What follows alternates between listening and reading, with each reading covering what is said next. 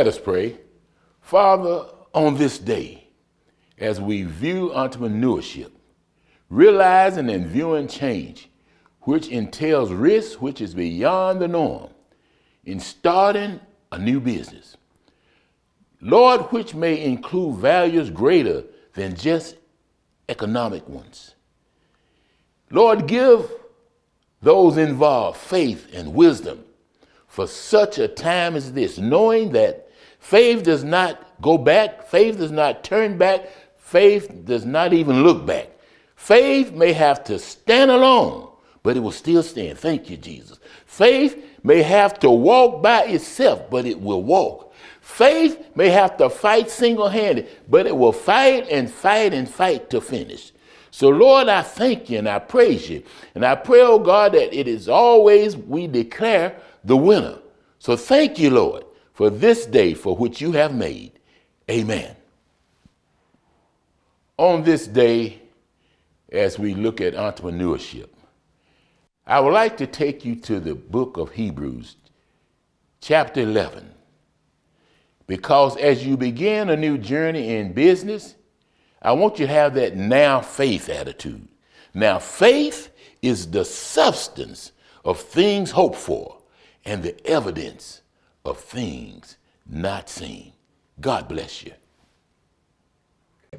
Allow me to extend a warm welcome to Wilberforce University.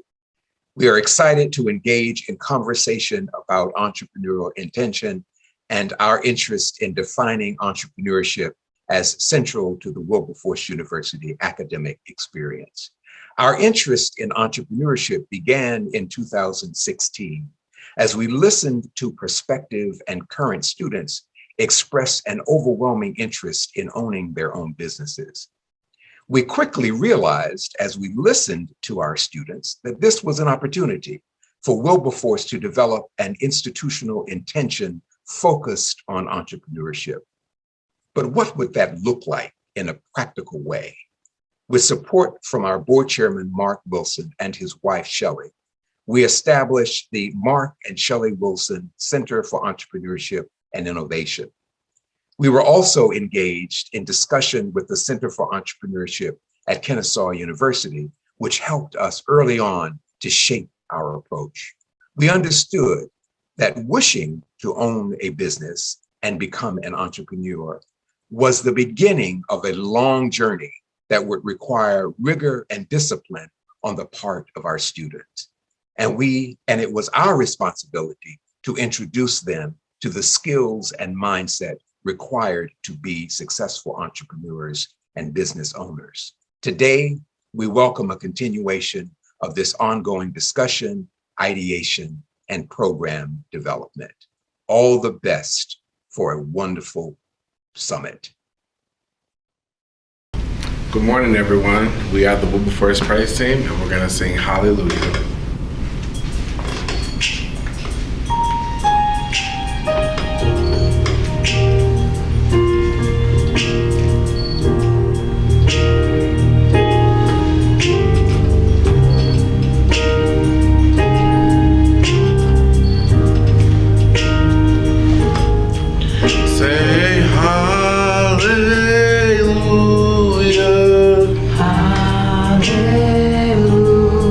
Hallelujah.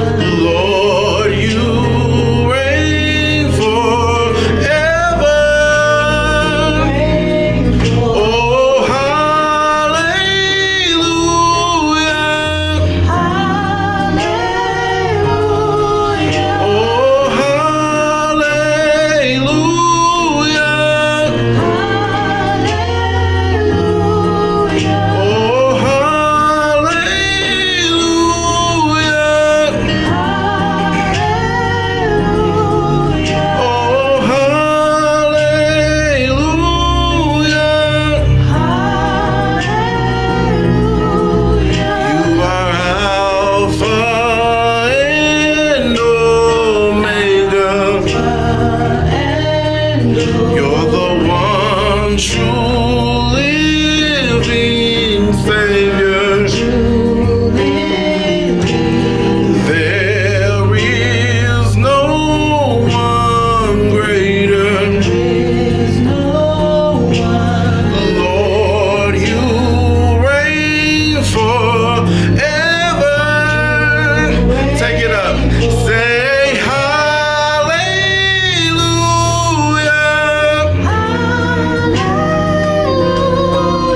Oh, hallelujah.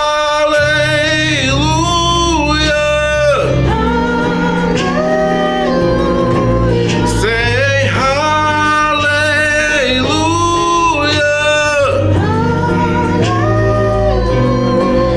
Oh, hallelujah.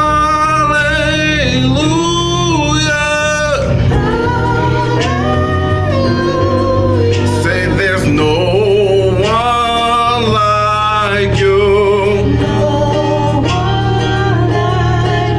Say there's no one like you. There is no one like you. There is no one like you. Say hallelujah.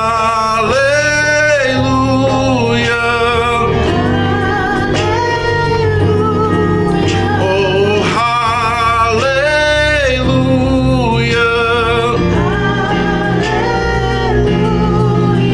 Oh, hallelujah.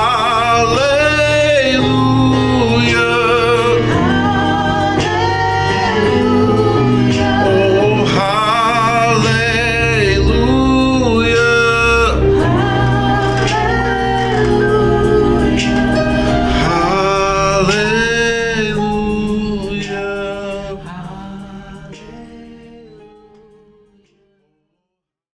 Entrepreneurship at Wilberforce University is in the embryonic stage.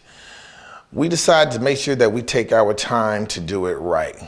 We want to make sure that we engage companies that are in the area, that we talk to students who have graduated from Wilberforce University who are successful entrepreneurs. We want to engage our alumni that are entrepreneurs out there that has successfully launched a company or launched a successful business. We know that entrepreneurship is in the foundation of this university because how the university was started, and we are very proud of this long tradition. But when we think about entrepreneurship in the academic program arena, we want to make sure that we are competitive in the academy. We look at different other institutions around the countries, HBCUs, tribal colleges, Hispanic serving institutions, predominant white institutions. We look at all our different colleagues and we have great conversations with them to make sure to see how they are engaging in entrepreneurship, how they are engaging their students in the entrepreneurship mindset, but most importantly, how they are engaging entrepreneurship in their academic programs. Not saying that we're going to copy what other institutions are doing, because we're going to make our entrepreneurship program unique, and our entrepreneurship campus and mindset is going to be very unique because we are Wilberforce University. When we think about entrepreneurship at Wilberforce University, we think about innovation, intelligence, and globalization. We know that our students are graduating in a global competitive society. Through social media and all other different platforms, students are allowed to connect with people from around the world, and we want to make sure that they are ready for that. Wilberforce is in a small community in Wilberforce, Ohio, connected to Xenia and Greene County. But most importantly, we know that our students, once our students graduate, we want to make sure that they compete globally and be able to connect globally as well. So then we want to make sure they have their level of intelligence. We are integrating entrepreneurship in all of our different classes that are associated with the entrepreneurship mindset, associated with the different academic programs, particularly in the College of Professional Studies, where the Entrepreneurship Center is housed and where students can ascertain an entrepreneurship certification. And also we want our students to be innovative. Make what makes them innovative for them to be unique, to think about different things that they can help change the world, be a catalyst for change. So when we think about entrepreneurship mindset, we want to make sure our students are not only innovative, have a high level of intelligence, but also be able to compete in this global marketplace through globalization. The Division of Academic Affairs is going to be continue to work with all the faculty, staff, and students to deliver this entrepreneurship opportunity. And that's what we are at Wilberforce University, and we're looking forward for you joining us. Ladies and gentlemen, our first entrepreneurship speaker is Alexandria Rivers. Alexandria Rivers, affectionately known as Kate, is a lifelong Daytonian. She graduated from Chaminade Julian High School and the University of Dayton's School of Engineering and earned a bachelor's degree in industrial engineering. Kate worked in the medical device manufacturing field as a quality engineer for several years while earning numerous professional certifications, most notably the American Society for Quality Six Sigma Green and Black Belt. Kate began baking from her home kitchen as a way to create better work-life balance while satisfying her sweet tooth. After receiving rave reviews, friends asked how they could order for the special events. Kate and her husband decided to change the name of their budding home business to Twist Cupcakery, as the name embodied her ability to put a twist on even the most traditional treat. After baking for countless birthdays, weddings, and other special occasions, COVID almost brought operations at the bakery to a halt. Kate's Twist Cupcakery began making their cupcakes in a jar and shipping them nationwide. The cupcake jars are still a huge hit with customers around the country and can be found locally in various grocers, online, and in the bakery. Kate has been married to her husband, Shamel, for 12 years, and she is the mother of 3 daughters and a son. She enjoys sharing in her family's legacy by being a 4th-generation female business owner and serves her community in various capacities, including advisory boards and small business mentoring opportunities. Ladies and gentlemen, please welcome Alexandria Rivers. Hello, my name is Alexandria Rivers. I am the owner of Twist Cupcakery, which is located in downtown Dayton, Ohio. I wanted to share a little bit about myself and my entrepreneurial journey. So I went to high school at Chaminade Julian Catholic High School, which is located in downtown Dayton. There I discovered a love for engineering, and I just knew that engineering was going to be it for me. I went on to go to the University of Dayton, where I achieved my Bachelor of Science in Industrial Engineering, and I absolutely loved it. I co-opted all throughout college. I went and did every type of engineering experience that I could, and I just knew that that was the journey for me. Once I graduated, I went on to work for the company that I had done my co-op experiences with, and I thought that everything was great. 3 months into my full-time career, I was laid off, and I absolutely could not believe it. Now, this was in 2008 when there were a lot of different things going on financially and with our economy. And at that age of 22, I wasn't really sure what was going on. So I knew that eventually I would bounce back, but month after month after month went by before I was able to obtain a job, and I started to get a little bit nervous. Eventually, I used my connections that I had gained throughout college, and I went back and started to work for the company that I had done my senior project with when I was in college. So I reached out to them, let them know that I was working as a manufacturing engineer. This is what I want to do. I love my co-op experience, and this is the career that I want to go into. They came back and let me know we don't have anything in manufacturing, but we do have a quality engineering role. So when I was in college, I knew the one thing that I did not want to do was I did not want to do statistics anymore. And guess what quality engineering involves? Statistics day in and day out. So I went ahead and took the role, not knowing what would come of it, but I absolutely loved it. I love everything about engineering. I really think it's really in me. As I advanced in my career, myself and my husband had a couple children. And after my oldest daughter turned 1, I decided to bake a lot of things for her first birthday party. Of course, that's what all overachieving first-time mothers do. So when I did this and I had this big old spread of things out that I had created, my friends and family were saying, "Can we buy that from you? Would you ever sell that?" And in my mind, I said, "Well, I'll make it for you. You don't even have to buy it because I just enjoy doing this. This is just what I do for fun." So slowly but surely, this thing that I was doing for fun turned into a business overnight on me. I had no intention on it happening like that way. I didn't go into it thinking that it was going to start off as a business. So as I was baking from home, I would stay up all weekend and be working on things and creating different things. I was also working full time. Eventually, those two worlds started to collide and I had to make a decision. So for me, it was jump time. It was time to go. So I left a career that I loved in order to try out what my passion was. I don't have a business background. So you all are way ahead of me knowing that you want to go into the entrepreneurship realm. All I had was grit, a few coins in my pocket, and the desire to want to try something new out in life. Because I knew if I didn't do it at that time, it was never going to happen for me. So we started off going into what was called a pop-up shop program. So they gave you a short-term lease. Either you had a 3-month lease or a 6-month lease. And you had a space that was located in downtown Dayton in order to open up your business and try out your business concept. So I'm proud to say that almost 7 years later, we are still in the same space.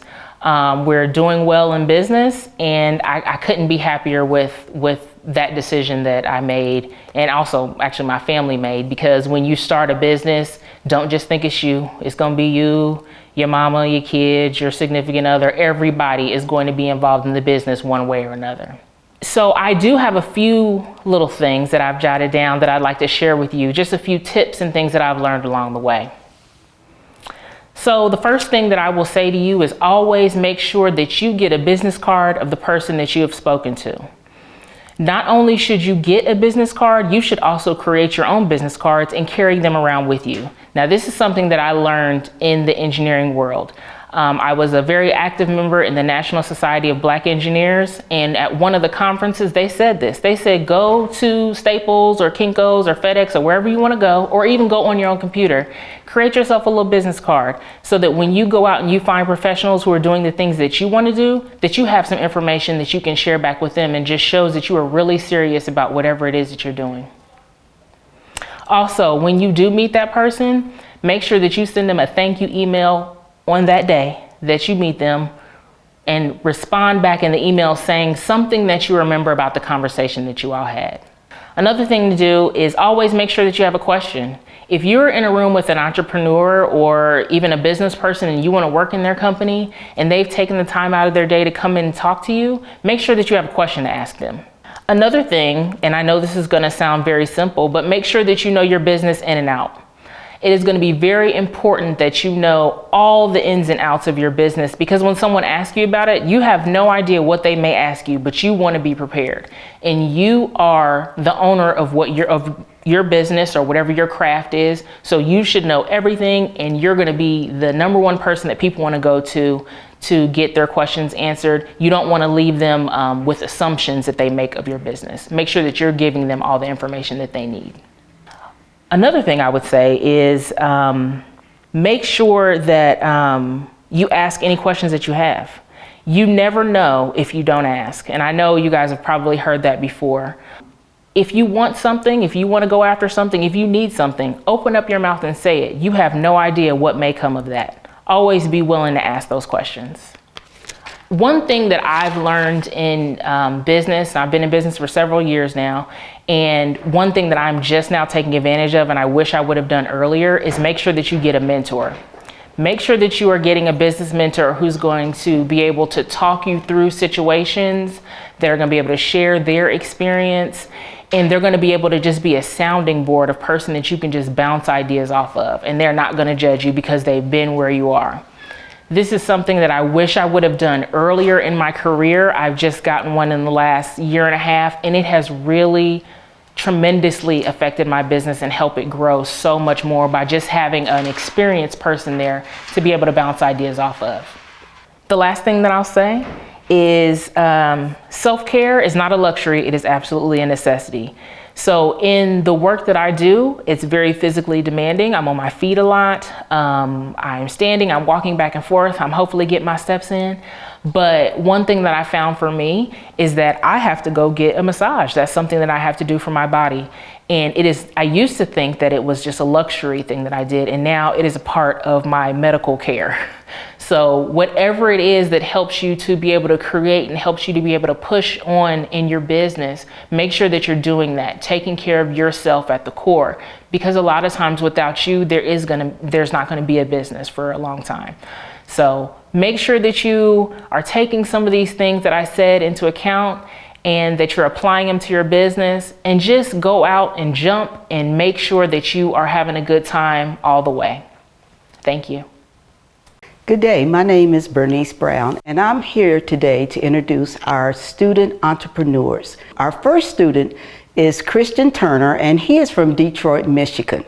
Christian is a model, an independent model. He also is into photography, and he has his own modeling company, and he loves to model clothes for companies like Zara, who is also in the Columbus area. He is into music, but more importantly, he is into modeling. He loves to showcase his style, his skills, his knack for wearing the latest designs, and I believe you will truly enjoy hearing his presentation. And now I present to you Christian Turner. Hi, my name is Christian Turner. I attend Wilberforce University, and I'm an entrepreneur. So what I like to do in entrepreneurship is model, photography, and have my own clothing lines. I got started modeling. My grandma used to bring me to church, and I liked how I got acknowledged. And as I got older, I started to learn my style better and how to structure it more to my liking. So I started getting pictures taken of me, and yeah, I like how it was going. So eventually I want to start a portfolio and debate which road to go down for modeling. Photography started, I always loved different scenery, and I always wanted to capture that moment. So some entrepreneurs came to my high school, and I talked to one of the photographers, and I just didn't know how to start.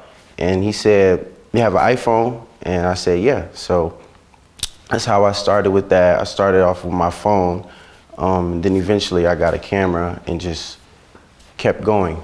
How I plan moving forward, I want to have my own business that involves the fields that I'm in. Wilberforce helped me by getting more prepared and ready for what's to come. Once I graduate from Wilberforce, I want to be successful in my modeling career, photography, and clothing line, and eventually I want to write a book. I've been wanting to write a book, and later on down the line, write more, because the journey's not over. So my name is Christian Turner, and I'm an entrepreneur.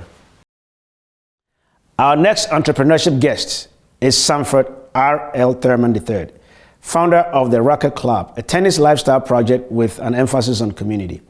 Founded in 2017 by professional tennis instructor and fashion designer Trey Rowley, the brand's apparel is reminiscent of worldwide tennis culture of the 1960s, mixed with streetwear from the 1990s hip-hop era.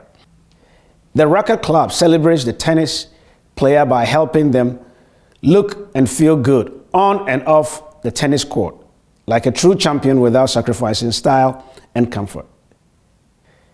The project was created for the inner city with a vision to spread awareness of the great game of tennis worldwide through sustainable style and innovative designs. The team at the Rocket Club believes in a future where all people have a chance to enjoy the game of tennis. They invest 20% of their profits in grassroots efforts like community tennis organizations, creating change at the local level and driving progress from the ground up. Please help me welcome Sanford R.L. Thurman III. Hey, I'm Trey Thurman. I'm the founder and the CEO of Rocket Club. We're a tennis lifestyle project that's centered around community. We were started back in 2017 by myself and the reason why I started this company is because I'm a professional tennis player, and I'm from the inner city of West Dayton, Ohio. I don't know if you guys are familiar with that, but it's really not a lot of access for sports outside of basketball and baseball and football in that community. So, I was fortunate enough to be able to, be one of the kids that came up in a grassroots program that be able to spread awareness of the sport of tennis all throughout the inner city of Dayton. And another reason why I started the company is because, being a youth tennis player, we really wasn't that familiar with the whole game and the etiquette and as far as how to dress like a proper tennis player. A lot of us wore basketball clothing, because that's the popular sport, especially during the 90s when I came up as a kid. So, I really wasn't aware of that much until I started playing like tennis tournaments all over the country. And I was like, Mom, Dad, like these guys look different than I look, and we all had basketball shorts and Jordans on and things like that. So, I always wanted to have that look like everybody else because I felt a little bit better if, you look like an actual tennis player. So, I was like, okay, I need to do something to help out the kids in the inner city like myself. So that was a big part of the reason why I created this project. And another thing, tennis is not as popular as it used to be right now. And a lot of my friends don't even play. They don't have the time or the money. So as well with my company, we decided to give 20% of all our proceeds back to a community tennis association. Like my father has one, and there's like a whole lot of other ones that helped me out throughout, my life to where I am right now. So, with each month, we pick out a different project to help out, with our proceeds. And, I plan on helping this grow even more and more so we can even do more and possibly help spread the game of tennis all over the world in underserved communities. And that's one of the main reasons why I created this project. And also, we want to help people, feel good about themselves and have confidence, because I feel like, if you dress good, you're going to feel good and possibly play good as well when you're on the tennis court. So, and probably about 5 to 6 years ago, I decided to be a professional tennis instructor myself. And at that time, I really didn't have a lot of tennis clothes, and I was shopping. And I noticed that it really wasn't a lot of things that really caught my attention. And I didn't want to look like everybody else. So me and a few buddies, we started hanging out, brainstorming ideas. And that's how Racket Club came about. And right now, we have a new collection that we just started. And we're always looking for new artists, people to collaborate with, get new ideas. And right now, we're even branching out into the metaverse, and we're creating NFTs. And with the NFTs, you're going to be able to purchase one and also get some merchandise along with that NFT as well. And I know it's a lot of information right there, but we're always trying to adapt to the new technology and the changes of the business world right now. So that's a main focus right there. And as far as marketing goes and spreading out the word, right now, we use a lot of social media, word of mouth, but it seems like different platforms is always changing, like Instagram and Snapchat, and you even have TikTok. And that's one thing I need to really start getting more involved with right now, because, technology always changes and you have to adapt with it. So the same things that worked in the past last year is almost like obsolete right now. So, right now we're about to tackle that a lot harder, create some new campaigns. We develop a Discord channel to communicate with everybody within the community, so we can always branch out and have new ideas and take advice from other people as well. So that's a huge part of where we like to go in the future with that. So for any other aspiring designers or entrepreneurs out there in college or even high school, the best advice I could give you, it might sound a little corny, but just get started.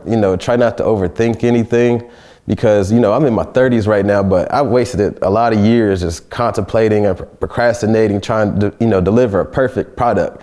And, I came to find out there's nothing perfect. So just go out there, get started, be willing to learn, accept accept criticism from everybody, your friends or strangers, anybody. Just don't be afraid to go out there and put yourself out there for the world to see. And, just get started and always, be willing to adapt to the changes of today's technology and where the market is. So that's my best advice right there. And I hope, I can inspire others and, you know, if you guys have advice for me as well, you know, I'm willing to accept that as well. So good luck to everybody and thanks a lot. I have the pleasure of introducing Jeanette Palmer to you. Jeanette is an independent or an entrepreneur.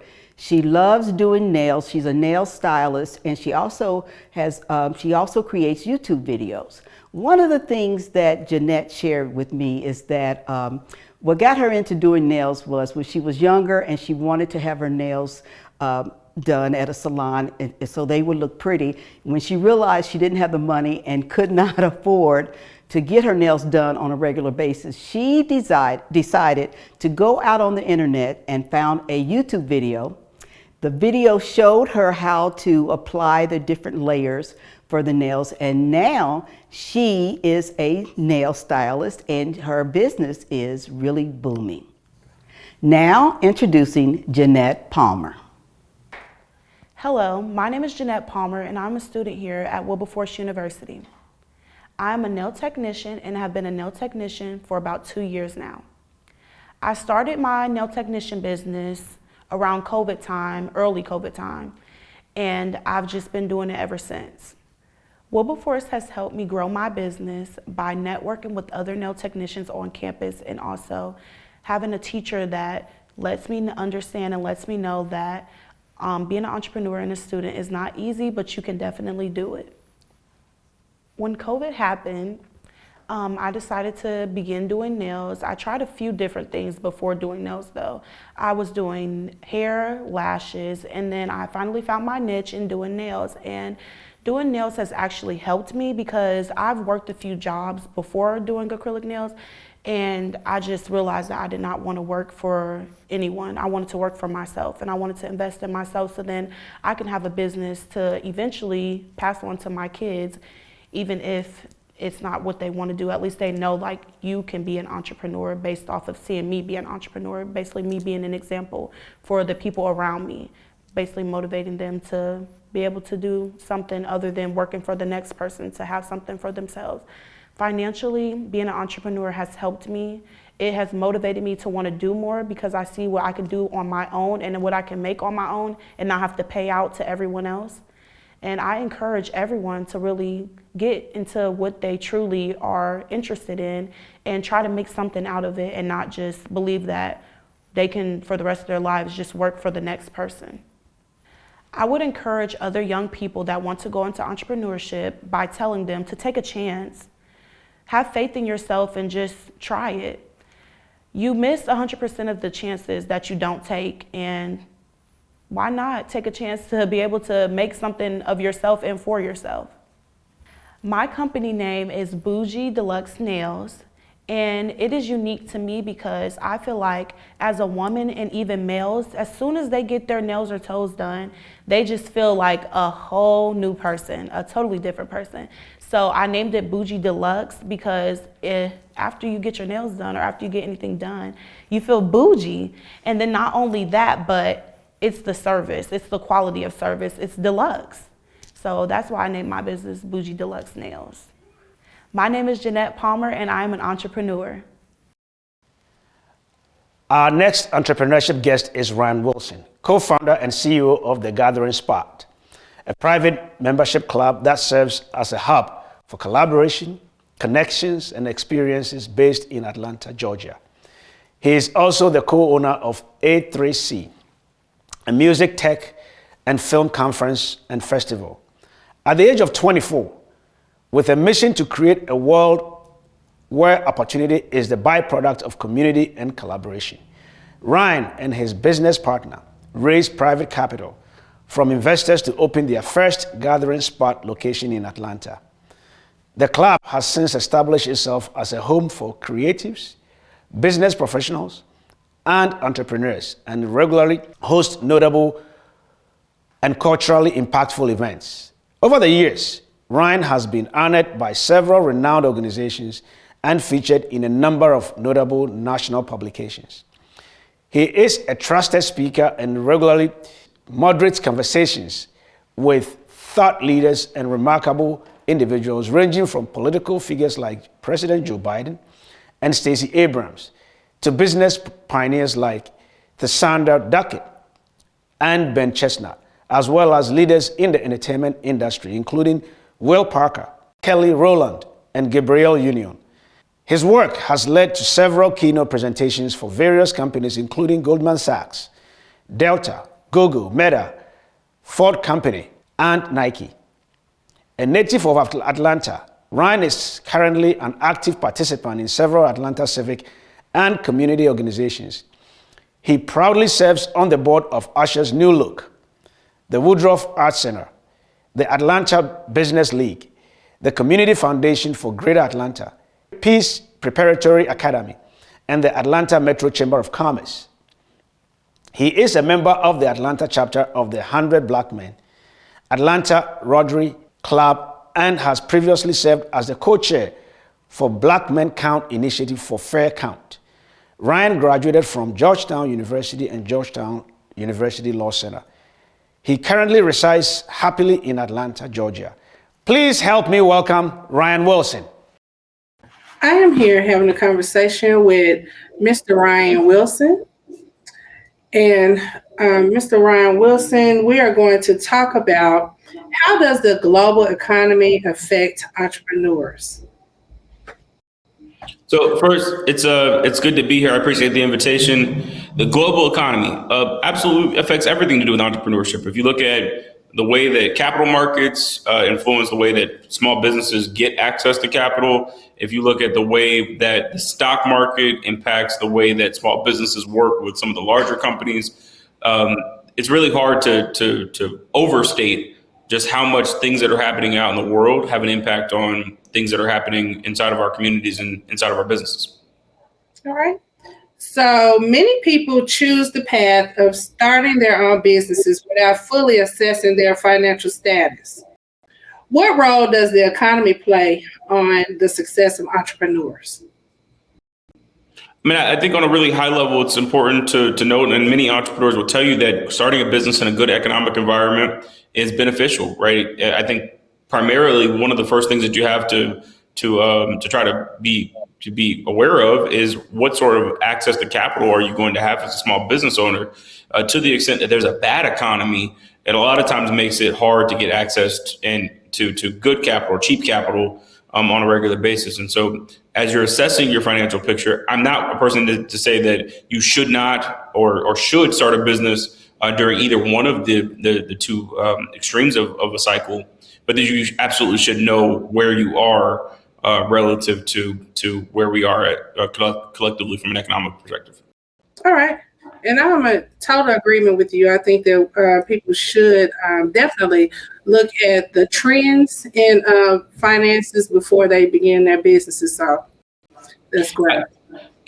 Just one quick thing to add to that. One thing that you should also note as an entrepreneur, though, is that sometimes when there is distress, right, some of the best ideas that we've seen created from a small business perspective or just business perspective overall have been created when there was distress in the market, when there seemed to be less opportunity. So being aware of, again, I think is the key. It doesn't necessarily mean that because times are not the best that you should not start something. Maybe the thing that you're starting is the solution to part of the pain that folks are experiencing during a given time. All right. So that leads into my next question, especially when you speak about distress. So let's talk a little bit about COVID-19. And COVID-19 has had many effects on the global economy. However, small businesses, especially minority and women-owned businesses, had an opportunity to advance their businesses. Did the pandemic affect your business? And how did your business remain successful during this difficult time? So the pandemic did and did not affect our business at the same time, right? So we were fortunate that many of the fundamental things that we do from a membership perspective, those things were able to continue on. My advice for any business owner, though, is to know what your North Star metric is and track towards it, right? And so our North Star metric is really understanding the size and the retention of our membership community. And so the thing that we focused on during COVID was, although the setting had shifted, right, we weren't able to bring people to the gathering spot anymore. We were able to still continue to do the fundamental thing that we've always sought to do, which was connect people. And so setting had to shift online, like a lot of folks needed to make that adjustment. But we survived COVID by staying wedded to the reason why we started, the ultimate mission of the business, which was not a space-based business, but was to connect folks. On a really high level, staying focused there was what allowed us to navigate the more challenging parts of the pandemic. Past that, I'd say that entrepreneurs that are continuing to kind of navigate this time period should really try to make sure that the relationships that you have, certainly in professional services, so legal, accounting, and most importantly, banking. Part of the reason why we saw a lot of Black-owned businesses, but also women-owned businesses not survive the pandemic wasn't due to their talent or capabilities, but when it was time to gain access to certain products, the relationships didn't exist in many of the financial institutions or on the front lines of giving relief to many business owners. So make sure that you're in touch with your banker, have a strong banking relationship, knowing that it needs to be there when you need it to be there. And a lot of times it's unexpected, but it's good to have when that moment comes. All right. Thank you. So with everything going on with the war in Ukraine, do you feel that we're going to have a hard impact on the future entrepreneurs? So I'm not sure. That's not my area of expertise, but I will say that, I'm aware of and try to stay abreast of what's happening in the news. I do think that there's got to be some consequences that we'll face. We're seeing already disruptions from a supply chain perspective and looking at oil and gas prices. So I think generally the thing that any entrepreneur should be mindful of is cost of goods and how things are happening in the global marketplace may impact those prices. Some evidence that there has been some consequence to small business owners in the short term. I think it's yet to be seen how those same things will happen or will be experienced in the long term. All right. So, and I thank you so much for your thoughts. Just one final question, if you would. Do you have any other tips? I know you gave some tips throughout, but do you have any other tips that maybe young entrepreneurs could draw from you? I'll just say generally that if you have an idea to start a business or actively pursuing a business, know that there's a specific reason why that business is yours, right? I think that you have to work to be a good steward of that assignment. I think a lot of times folks will talk to you about businesses or the business idea that they have as being random. Don't pursue it that way, right? The idea that you have is uniquely yours for a reason, and the world needs whatever that business is to exist and to exist at scale. So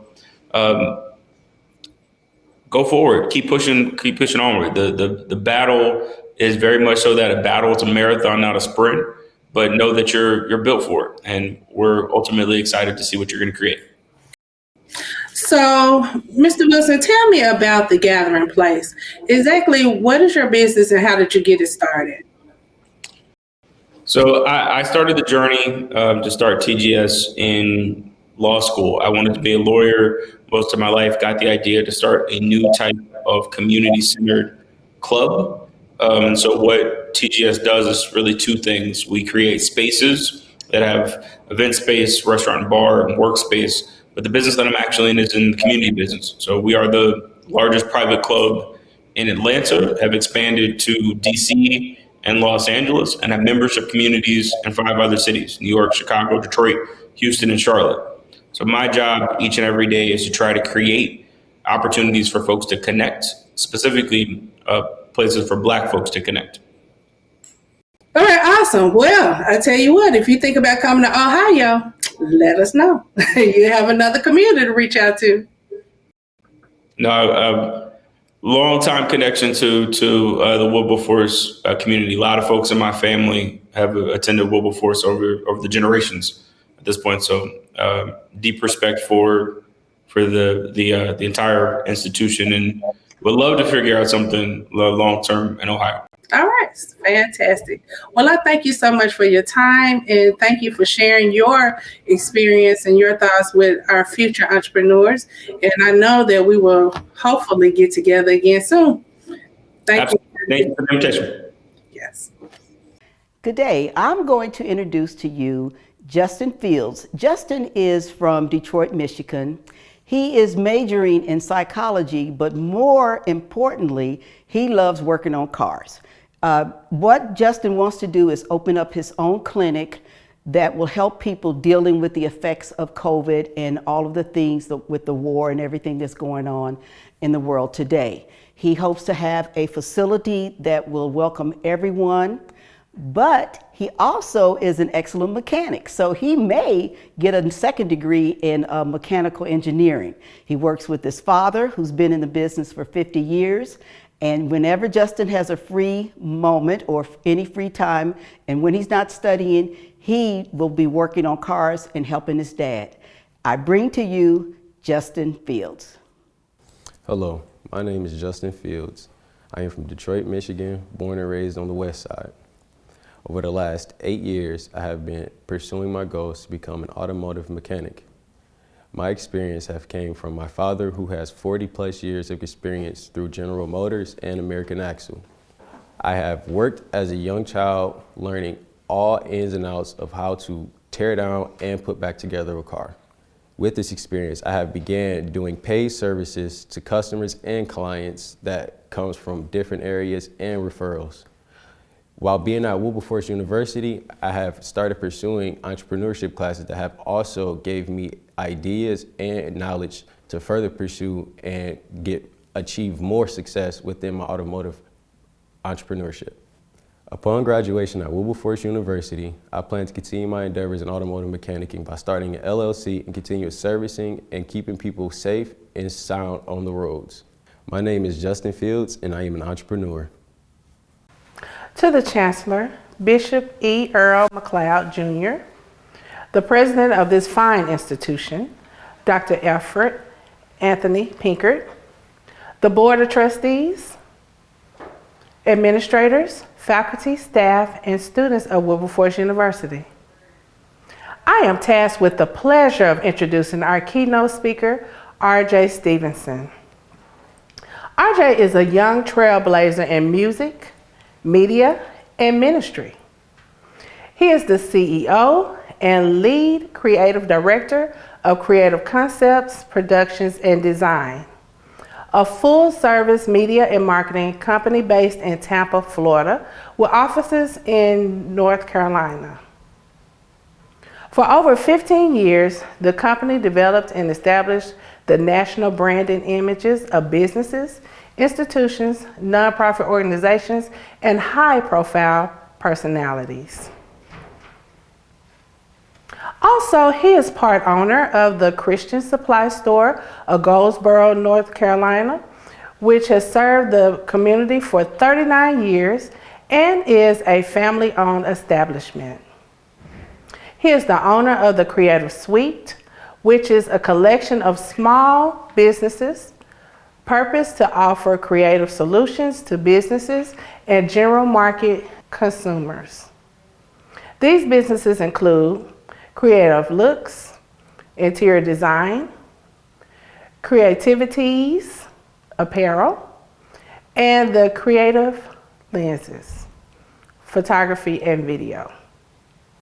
In addition to his entrepreneurial endeavors, Stevenson inspires the community at large as the co-curator of Rock the Block Festivals, a global event production company. Purpose to recondition our communities, the team produces the annual Tampa Bay Juneteenth celebration and festival hosted at the Raymond James Stadium, home of the Tampa Bay Buccaneers. Although I could go on and on about his accolades and accomplishments, I am proud to call him my friend. Without further ado, I introduce to you our keynote speaker, Reverend R.J. Stevenson. Hey everybody, greetings to you. My name is R.J. Stevenson, and I want to express my gratitude for the opportunity to come to share with you during your Entrepreneurial Summit, especially this being Wilberforce University, the nation's first private HBCU in the country. As a former HBCU executive, I served as the Director of Institution Advancement Planning and Technology for Shorter College over in North Little Rock, Arkansas. it is an affinity of mine to be able to share with our historically black colleges and to give you the edge up on how you can compete in today's marketplace. I was asked to do this today, to be your keynote speaker, and I want to thank your illustrious president, your executive staff, your faculty, and definitely your students. And last but definitely not least, we say that in church all the time, I got to shout out my great friend, Dr. Nedra Allen, for connecting us and making this all happen. Listen, we're talking about embracing the entrepreneurial mindset. And I want to share with you 5-star tips for entrepreneurs. 5-star tips for entrepreneurs. So yeah, there's going to be 5, but I promise you I'm going to make this, wrap this up real condensed wise so you can get along with your day. First, let me explain how I became familiar with the entrepreneurial lifestyle. 39 years ago, my mom and dad founded the Christian Supply Store. It is the oldest black mom and pop bookstore in the state of North Carolina for 39 years, and we're at our 3rd location. Okay, so for 39 years ago, my dad brought home a box of Bibles in the back of his trunk because he wanted to make certain that everybody was able to get their hands on the Word of God. And ever since then, I've seen what entrepreneurship does. Never seen my mom and dad work a 9-to-5 job in my entire life. So seeing the lifestyle of rise and grind entrepreneurship is just second nature to me. I remember seeing my mom go to work during the day at our store, come home, prepare the meals, make sure we had family time, and then after all of that, she went back into her office in our house and crunched numbers and did the accounting and ordered the inventory, because that's sort of indicative of the life and grind of entrepreneurship. So I'm gonna give you these 5 tips, 5-star tips, and I hope that these tips help you as you go towards your development path of entrepreneurship. The first tip, listen, embrace the challenge of being the solution to somebody's problem. Yeah, embrace the challenge of being the solution to somebody's problem. And guess what? Everybody got a problem. All right. And if you can figure out how to be the solution to that problems or multiple problems, you'll be on a great road towards entrepreneurship. Let's take the examples of our 3 student entrepreneurs that share with us today. We had a young lady who wanted to be a nail technician. How many of y'all got nails? Ain't nothing worse than having some nasty nails trying to walk up to somebody and have a conversation. So she can be the solution to your nasty nail problem. Any of y'all got cars? I know that there are some cars over there at Wilberforce University that need some help. And the brother who wants to be a mechanic, he can be the solution to your problem. And maybe you have a piece of merchandise or an idea or a shirt that you got an idea for. The brother who wants to be a model and photographer, man, and he wants to have a fashion line, he can be the solution to all those problems all in one person. Yeah. So what entrepreneurs do on a regular basis is embrace the challenge of being the solution to somebody's problem.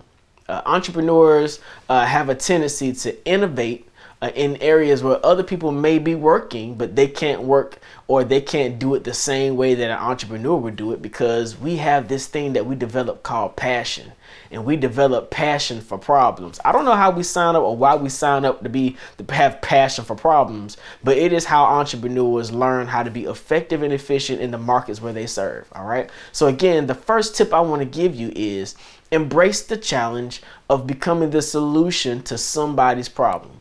And what I've learned in my experience is once you are known to be the problem solver for one thing, somebody will bring you another problem. Then somebody will bring you another problem. And then you'll discover another problem. And as you become professional at being a problem solver, man, you'd be surprised how many people will reach out to you, not just to do the thing that you're specialized in, but they'll also consult with you so you can apply your area expertise in other areas. All right.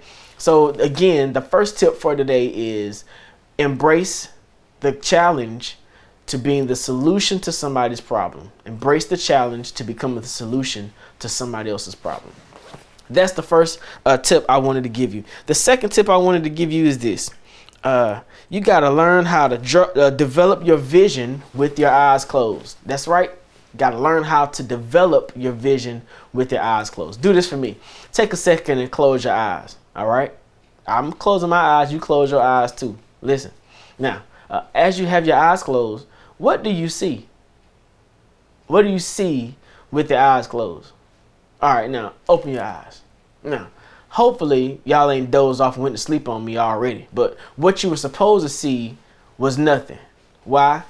Because sometimes developing your vision with your eyes open causes you to be receptive to the distractions that you see. Okay?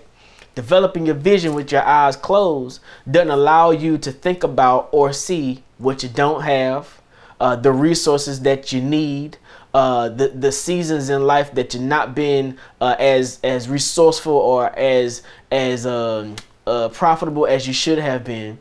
Developing your vision with your eyes closed allows you to overcome all of the limitations that you've had in your life and do something that we also do with our eyes closed: dream. All right. The other thing we commonly do with our eyes closed is pray. And so if you're going to develop a vision, what better way to develop your vision with yourself dreaming, with yourself praying, and not distracted by what you see in your present reality. Okay. So the second tip, or the second star tip for our entrepreneurs, is develop your vision with your eyes closed. So the first one was, let's see, embrace the challenge of being the solution to somebody's problem. The second was develop your vision with your eyes closed. Let me see. What other tip do I want to give you? Embrace your authenticity. Yeah, the third tip I want to give you is I want you to be willing to embrace your authenticity. Why do you want to embrace your authenticity as an entrepreneur? Because nobody can do what you do like you do it. Yeah, the sister, she's a nail technician. There's plenty of people who do nails, but nobody can do nails like she does nails. Yeah, there's plenty of auto mechanics, but I guarantee you that nobody can make cars work like the brother can make cars work. There's plenty of models and photographers and authors and all that kind of stuff, but I guarantee you, can't nobody do the catwalk like the other brother can do the catwalk. So I want you to embrace your authenticity. Be the best authentic you possibly can be. Now, one thing entrepreneurs know is it is not very common for you to be the only person in your subject matter area. Yeah. So entrepreneurship often can be a lot about competition. And the way to overcome competition is to be unique. The way to overcome competition is to do callbacks on time. The way to overcome competition is to be a person that does follow through. The way to overcome competition is to be a person that gets your quote done before everybody else does. You got to be unique because nobody can do what it is that you do like you can do. Okay. So the third tip was embrace your authenticity. Let me try to run this back in my head if I can. The first tip was embrace the challenge of becoming the solution to somebody's problem. Okay. The second was develop your vision with your eyes closed. The third was embrace your authenticity. Now let me see. What would be a good fourth tip? What would be a good fourth tip? The fourth tip is take yourself seriously. Yeah, you want to be an entrepreneur? I know you got a good idea, but to really progress in entrepreneurship, you got to take yourself seriously. What does take yourself seriously mean? If you got a good idea about something that you feel like will make profits in your life, the first thing you need to do is first things. If you don't have an EIN number, you're not taking yourself seriously. If you have not filed your business and registered it with your state, you're not taking yourself seriously. If you've not established a bank account for your business, you're not taking yourself seriously. If you've not had any business cards printed for your business, you are not taking yourself seriously. And the least thing you can do as an entrepreneur is take yourself seriously, because you don't take yourself seriously, ain't nobody else gonna take you seriously either. Okay? So I want you to take yourself seriously. Why? Because only in taking yourself seriously can you apply the passion that you have for the problem. Yep. You got to apply the passion that you developed for the problem. You do that by being ready for an opportunity. And if you get good at being ready for opportunity, guess what? more opportunities will continue to come. Opportunity after opportunity. You'll find out what would it be like if I needed a mechanic to fix my car and he ain't got no tools. He ain't taking himself seriously. If my sister want to do my nails but she ain't got no polish, she ain't taking herself seriously. If my brother want to be a model but he ain't took no modeling portfolio pictures, he ain't got no camera as a photographer, he ain't got no clothes to show me for his fashion line, he ain't taking himself seriously. And once you take yourself seriously, I promise you'll find the provision for your vision, but you gotta take yourself seriously. Okay, let's go back over these. I think that was number 4. Let's go back over these again. The first one was embrace the challenge of being the solution to somebody's problem. Embrace the challenge to become the solution to somebody's problem. The second was develop your vision with your eyes closed. Develop your vision with your eyes closed. The third one was embrace your authenticity. Yep, only ain't no yous but you. Okay, embrace your authenticity. The fourth one is take yourself seriously. Okay, take yourself seriously. Now, because I happen to be a preacher, I gotta hurry to my close. I don't have no organ here to put me in B flat, so I'm gonna have to do this the best way I can. So I'm gonna need y'all to give me a little bit of help. We getting ready to go to tip number 5. This tip is just gonna bless you. This tip is just gonna be awesome for your life. Are you ready for number 5? Let me see. 1, 2, 3, 4, 5. Can you hold up number 5? All right, we're gonna go to tip number 5. Tip number 5 is never settle for I don't know. Yeah. Tip number 5, never settle for I don't know. As an entrepreneur, if you're embracing the challenge to being the solution to somebody's problem, the problem is often I don't know. And as an entrepreneur, you can't settle for the answer I don't know. All right. You've got to be the one who's going to be resourceful. You got to be the one who's willing to go out and do the research. You got to be the one who's willing to figure out how to get it done when nobody else is willing to get it done, because that's what makes you authentically you. The fact that you've applied a passion to that process so you can get the provision, that means that you are not settling for I don't know. So when someone that comes and asks you, what's the best camera for a photographer? My photographer brother can't say, I don't know. When someone comes in with their car broke down and comes to a mechanic and says, hey, what's wrong with my car? My car won't start. The mechanic ain't gonna say, I don't know. Somebody goes to the nail technician and says, hey, what's the best stuff I can use on my nails to keep my cuticle, healthy? Nail technician ain't gonna say, I don't know. They're going to embrace the responsibility of being the solution to somebody's problem. Listen, those are my 5 things. Let me see if I can go back over these 5 things. The first tip was you got to be willing to embrace the challenge of being the solution to somebody's problem. Embrace the challenge to being the solution to somebody's problem. My second point was develop your vision with your eyes closed. You want to develop your vision, not being distracted by the things you see, okay? The third thing you want to do is embrace your uniqueness. Embrace your authenticity. Embrace your authenticity. The fourth thing you want to do is take yourself seriously. Take yourself seriously, because if you don't take yourself seriously, ain't nobody else gonna take yourself seriously. And the last and final thing, I thought somebody's gonna bring me some organ somewhere. I can't get no organ. The last and final thing we're gonna say is never settle for I don't know. Listen, this has been a great opportunity. I thank you for giving me this amount of time. And you guys, I look forward to seeing your entrepreneurship visions grow. I look forward to seeing you all develop as students. And I look forward to seeing what more you all are going to do over at Wilberforce University. And I hope to see you soon. This is Pastor R.J. Stevenson. You all have a blessed day. Thank you, RJ, for telling us how to bring our entrepreneurial mindset to life. I hope that you all are inspired, as I am truly inspired. We all should have an entrepreneurial mindset. If you are envisioning yourself as an entrepreneur, please feel free to contact Dr. Awasu. His information will be listed for you below. If you would like to become a student at Wilberforce University, please refer to our Wilberforce University website, www.wilberforce.edu. Wilberforce University is progressing, and we are growing in this fast-paced society. If you would like to partner in our vision, please donate to the university by visiting our website and clicking the Donate Now button. I would also at this time like to offer special thanks to the United Negro College Fund for their generosity and support to Wilberforce University, our faculty, our staff, and our students. I appreciate our program managers and for everything that they've done to help us be successful in our program. Now, Mr. Samuel Sadoki will bring us closing remarks followed by the benediction. Thank you.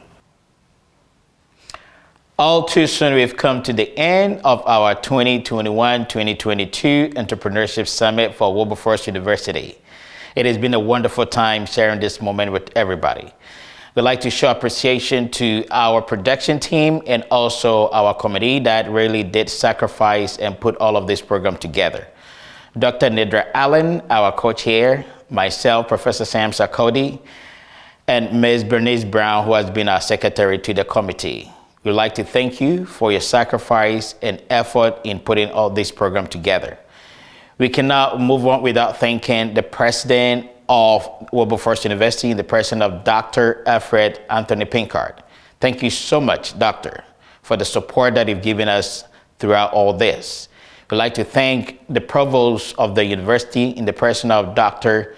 Johnny Jones, who has been very helpful. He is the head of the Academic Affairs Department, and also our Dean, Dr. Jobin Owusu. Thank you very much for the support and your addresses and speeches that we've learned from today. We also want to thank our students that have shown exemplary life, shown passion, and demonstrated willingness to learn and become better entrepreneurs in all of these. We know moving forward, you're going to commit to your mentorship. And a year from now, you're going to see a lot of demonstration of all that you've learned. Mr. Justin Fields, Ms. Jeanette Palmer, and Mr. Elijah Pittman, I applaud you for being the people that you have really given yourself up and be giving the student spotlight in all this. We cannot go on without thanking our speakers, Ms. Alexandria Rivers, Mr. Sanford R.L. Thurman III, Mr. Ryan Wilson. We appreciate you so much for being the mentors and the guest speakers to tell us all of your wonderful stories, the challenges that you had to go through, and how you overcame, and how successful you are to be mentors to our students. Our keynote speaker, Mr. R.J. Stevenson, we thank you so much for the sacrifice and the time you spent with us today. And the last but not least, I would like to thank you that you took time out of your busy schedule to be part of this. We look forward to seeing you next year for bringing your entrepreneurship mindset to life, Entrepreneurship Summit for Wilberforce University. Thank you, thank you, thank you, and have a wonderful day. Shall we now receive the benediction? Almighty God, we thank you for this moment. We are grateful for the gift of life and salvation. You are the gift of all wisdom and knowledge and understanding. And you're the one that blesses the works of our hands. This day as we came, you have given us everything it takes for us to use our minds and our brains and every thought and knowledge that we have acquired to put to good use. We thank you for our speakers. We thank you for our students. We thank you for university administration and the committee. It is our prayer that you shall bless everyone and prosperity will be our portion. As we live a year today, we shall be back again with testimonies and blessings of your grace. In Jesus' mighty name that we've prayed. Amen.